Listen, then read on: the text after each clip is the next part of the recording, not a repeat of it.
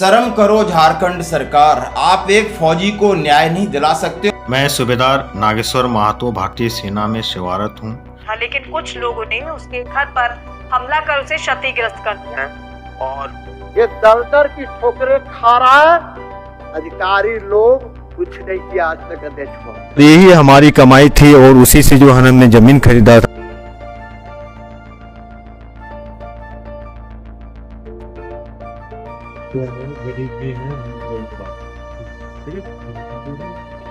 तुम क्या बोला? तुम मार के गाड़ेगा गाली रिपीट करो। और ये फौजी यानी हेमंत सोरेन जी से, मुख्यमंत्री जी से मिलता है और उनका मामला विधानसभा में उठाया जाता है, यानी और सोशल मीडिया बड़े बड़े टीवी चैनल पर दिखाया जा रहा है और बंदा हर एक डीजीपी तक मिलता है। और ये हैं सूबेदार नागेश्वर महतो साहब। इनके घर में अपराधी तत्व के लोग घुस करके कब्जा कर लेते हैं, 5 ताले तोड़ लेते हैं, सामान यानी, और इनका जो प्लॉट है उसकी रजिस्ट्री है, रेवेन्यू की जितनी कार्रवाई सारी करा रखी है।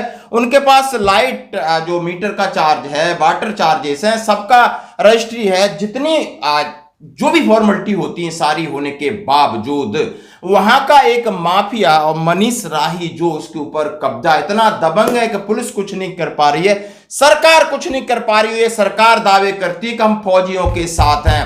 मैं पूरे ये वीडियो पूरे देश तक जाना चाहिए। क्या इसी तरह फौजियों का साथ दिया जाता है? यानी आप मुख्यमंत्री महोदय से भी ये सूबेदार साहब मिल रहा है। जरा आप तस्वीर देखिए, अपनी आप बीती आज बता रहा है, आप तस्वीर देखिए। मामला विधानसभा में उठाया जा रहा है, आप देखिए। फिर कौन मदद करेगा? अब सिर्फ यूसर मदद करेगा या वो खुद कानून को हाथ में ले? आप क्यों मजबूर कर रहे हो? यानी उसकी गाड़ी कमाई ले लद्दाख में रहता है, उसकी बीवी को किस तरह प्रताड़ित किया जाता है। आपको शर्म आनी चाहिए। आप बड़े बड़े वादे करते हो कि नहीं सैनिकों के लिए हमारा सरकार है और इतनी फॉर्मेलिटी करते हो, इतना दिखावा करते हो, कुछ नहीं करते, सिर्फ राजनीति करते हो। यदि करने की इच्छा शक्ति होती तो जो सही है उसको आप सही नहीं कर पा रहे, हम गलत को सही आपसे नहीं कर पा रहे। ये क्यों यूनिफॉर्म में जा जाके दर दर भटक रहा है? सेना का सूबेदार साहब है यार, शर्म तो करो थोड़ा। दोस्तों ये है असली सच्चाई, ये है। आप ये न सोचो कि हम सुरक्षित हैं, आप ये न सोचो कि नहीं हमारे पास सब कुछ, हमारे प्रति इनकी ये दया है। यहां किसी को किसी की दया नहीं है।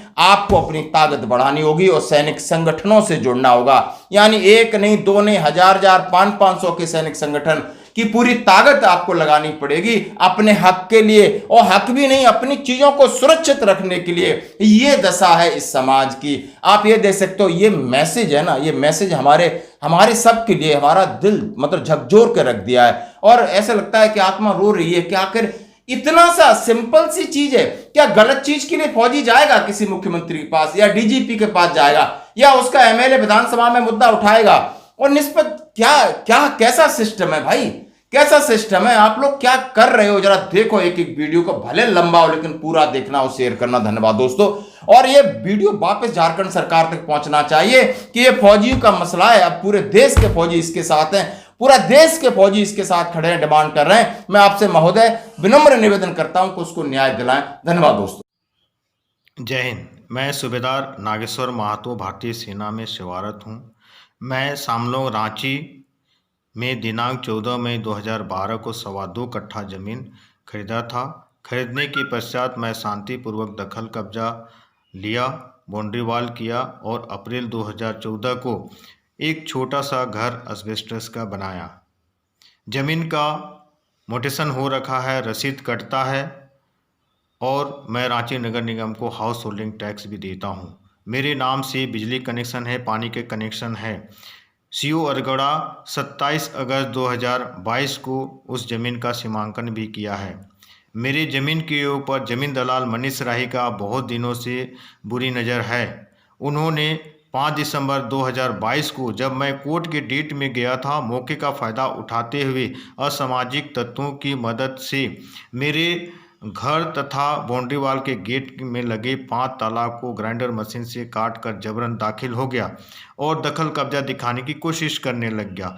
मैं उन असामाजिक तत्वों का वीडियोग्राफी किया, फोटोग्राफी किया और लिखित आवेदन नामकुम थाना प्रभारी को दिया।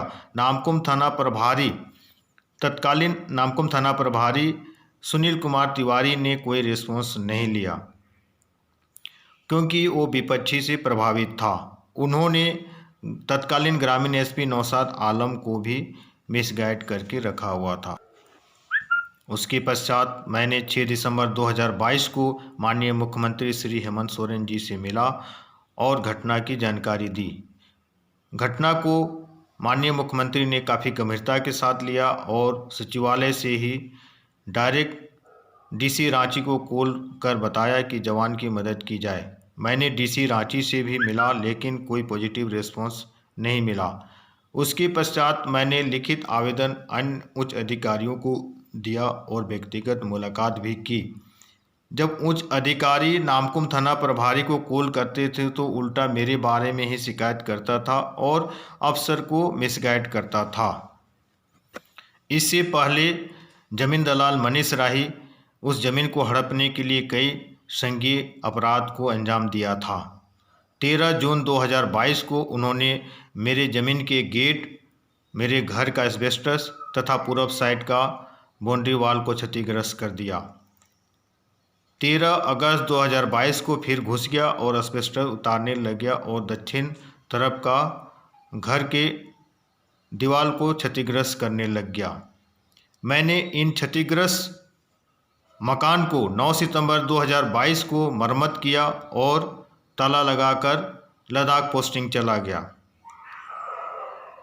मनीष राही फिर 4 नवंबर 2022 को असामाजिक तत्वों के साथ आया और मेरे घर में लगे हुए 5 ताला को काटकर फिर दाखिल हो गया और दखल कब्जा दिखाने की कोशिश करने लग गया। मैं लद्दाख से ही तत्कालीन ग्रामीण एसपी नौशाद आलम तथा अन्य अधिकारियों को कांटेक्ट किया और घटना की शिकायत दी,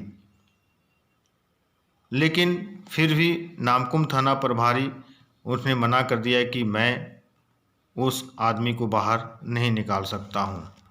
उसके बाद मेरी धर्मपत्नी ज़मीन में गई और उन लोगों को बाहर निकलने के लिए कहने लगा, लेकिन अपराधी मनीष राही ने मेरे धर्मपत्नी के साथ बहुत ही अभद्र तरीके से व्यवहार किया और उन्होंने कई धमकियां दी और उन्होंने कहा कि कुत्ती हरमजादी इसी ज़मीन में मारकर गाड़ दूंगा।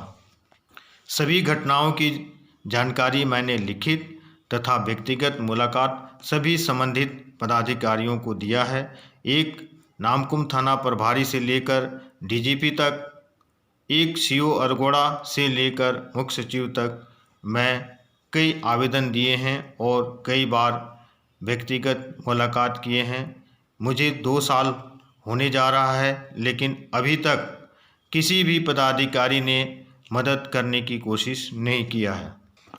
मेरे घर में लगे बिजली का मीटर, पानी का मीटर तथा कई घरेलू सामान, बेड, कुर्सी, चेयर और भी अन्य सामान की चोरी हुई है, उनकी भी शिकायत दिए गए हैं, लेकिन अभी तक अपराधी के खिलाफ कोई भी कार्रवाई नहीं हो पाई है। मैं प्रशासन से ये कहना चाहता हूँ कि आखिर मेरा गलती क्या है और मेरे डॉक्यूमेंट में क्या फॉल्ट है जो अभी तक हमको रिस्पॉन्स नहीं मिला है और अपराधी के खिलाफ कोई कार्रवाई नहीं हुई है। मैं माननीय मुख्यमंत्री महोदय से निवेदन करता हूं कि मेरी मदद की जाए और उस अपराधी को मेरे ज़मीन तथा घर से बाहर निकाला जाए और उनके खिलाफ संज्ञेय धाराओं के तहत कानूनी कार्रवाई किया जाए। हाउस होल्डिंग देता और रसीद भी करता, सब डॉक्यूमेंट है सर, लेकिन वो कोई हमारा एक ज़मीन दलाल है जो बेचा है, वही हमारे उसमें प्लॉट में घुस गया है सर। और अब कल जो है घुस गया और निकलने का नाम ही नहीं ले रहा सर। पूरा जो है ना 10-12 आदमी लेकर के जो है ना घुस गया है। लेडीज भी हैं, हम अकेले हैं सर, गांव के रहने वाला अमरा है सर हम, और कोई मैन पावर नहीं है सर, क्योंकि बहुत कम छुट्टी मिला है सर हमें यहाँ। इसका कोई सोल्यूशन हो जाए।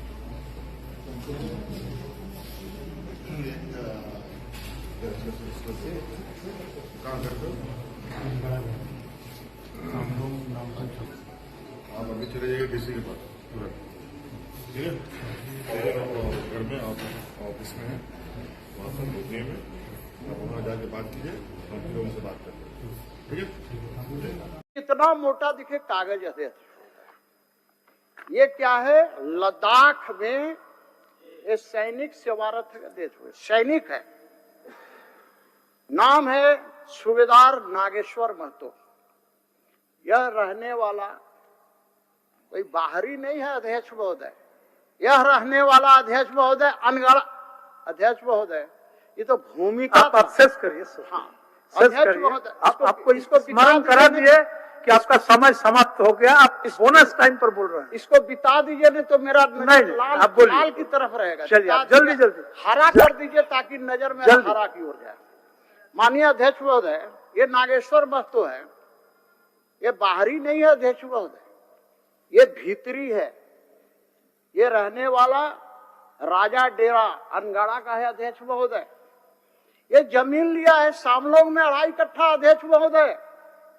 इसका मोटेशन हो गया, इसका रसीद कटता है अध्यक्ष महोदय, और दुर्भाग्य है कि इसका जमीन पर वहां के लोगों ने कब्जा कर लिया अध्यक्ष। ये माननीय मुख्यमंत्री से मिला, माननीय मुख्यमंत्री ने अधिकारियों को निर्देश दिया अध्यक्ष महोदय, ये दर दर की ठोकरें खा रहा है, अधिकारी लोग कुछ नहीं किया आज तक अध्यक्ष महोदय।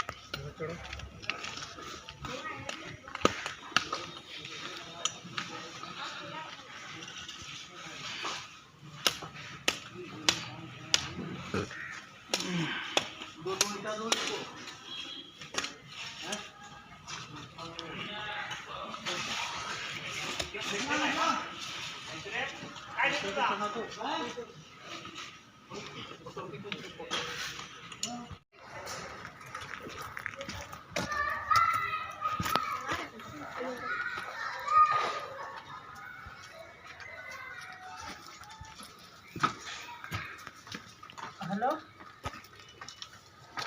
हाँ कहें क्या फोटो खींच रहे सर? क्या चीज का फोटो खींच रहे हैं आप? बोलिए। सुनिए ना, मोबाइल डिलीट करो, क्या